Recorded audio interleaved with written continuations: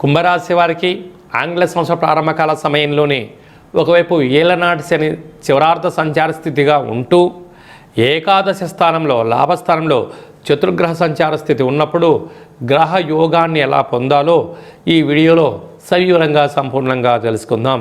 కుంభరాశిలో ఏ నక్షత్రాలు వస్తాయనగా ధనిష్ఠ నక్షత్రంలోని 3వ పాదం 4వ పాదం, శతభిష నక్షత్రంలోని 4 పాదాలు, పూర్వభాద్ర నక్షత్రంలోని 1, 2, 3 పాదములు కలిపితే కుంభరాశి. రాశాధిపతి శని భగవానుడు.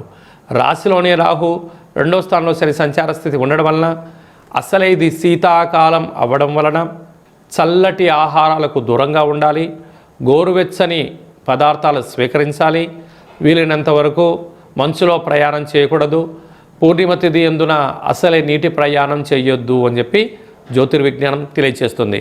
పంచమ స్థానంలో గురు సంచార స్థితి ఉండడం వలన వివాహం కాని వారికి వివాహము, ప్రయత్నం కలిసి రావడం, ప్రేమికుల మధ్య అన్యూన్యత ఉండడం, వివాహమైన దంపతులకు పుత్రాపుత్రిగా సంతాన యోగము, అదృష్టకరమైన జీవన విధానంలో మీ యొక్క ఆనందానికి అవధులు ఉండవు అని చెప్పి కూడా గమనించాలి.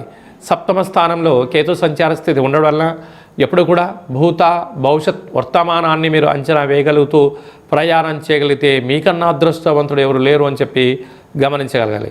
ఏకాదశ స్థానంలో ఆత్మకారకుడు రవి, రుణరోగ శత్రుకారకుడు కుజుడు, బుద్ధికారకుడు బుధుడు, కళత్రకారకుడు శుక్రుడు ఉండడం వలన ప్రభుత్వ ఉద్యోగస్తులతో మీరు మైత్రిని మంచి స్నేహ సంబంధాలుగా పెట్టుకోగలిగితే భూములు రిజిస్ట్రేషన్లు, వాహన కొనుగోళ్ళు, నూతన వస్త్రాలు, బంగారు ఆభరణాలు, షేర్లు, క్రయ విక్రయాలు, పెట్టుబడులు, ఆకర్షణ, ఉన్నతమైన జీవన ప్రయాణ గతులను ఆస్వాదించబోతున్నారు.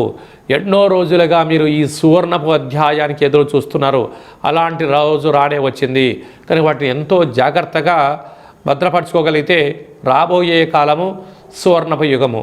రియల్ ఎస్టేట్ రంగంలో ఉండబడిన వారు, నూనెలు, ఆహార ఉత్పత్తులు, సాఫ్ట్వేర్ రంగంలో ఉండబడిన, హార్డ్వేర్ రంగంలో ఉండబడిన వారు, క్రయ విక్రయాలు, ఆహార ఉత్పత్తులలో ఉండబడిన వారు సమన్వయం అవసరం.